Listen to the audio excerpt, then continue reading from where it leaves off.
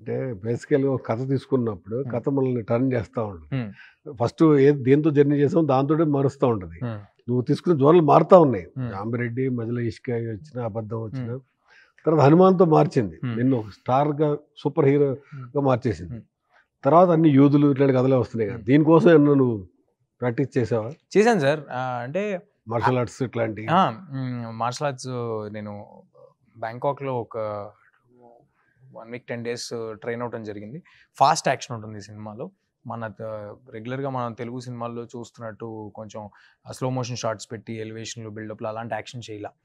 చూస్తున్నంత సేపు ఎక్సైటింగ్‌గా, థ్రిల్లింగ్‌గా నిజంగా ఇది మన ముందు జరుగుతాందా అన్నట్టు టక టక టక టక టక నడుస్తూ ఉంటుంది. It will be very nice. దానికోసం చేశాను సార్. నేనైతే ప్రాక్టీస్ చేశాను. అంటే సినిమాలో స్టార్ ఫైటర్స్‌కే ఎక్కువ డిమాండ్ ఉంటుంది. ఈ యాక్షన్ సినిమాలకి. ఆ! ఎందుకంటే ఎక్కువ చూస్తున్నారు కదా అవును. జనాలు. అవును. కొత్తగా లేకపోతే దానికి అవును. కూడా కనెక్ట్ అవును. కావట్లేదు. అవును. ఆ స్పెషల్ కేర్ అన్న తెలుగు కనిపించింది. సినిమాల్లో డెఫినిట్‌గా ఆహ్, ఆహ్, టాల్ క్లెయిమ్ గాదు. నేను టాల్ క్లెయిమ్స్ చేయను. పెద్ద మాటలు అనను. బట్ కాన్ఫిడెన్స్‌తో చెప్తున్నాను. One of the best action episodes ఈ సినిమాలో ఉంటాయి sir. I'm very confident. Manoj గారిది ఫస్ట్ హాఫ్‌లోనే ఒకటొస్తుంది. అది కూడా ఎక్స్ట్రార్డినరీగా ఉంటుంది. క్లైమాక్స్‌లో నాది, మనోజ్ గారిది ఫేస్ ఆఫ్ కూడా బావుంటుంది.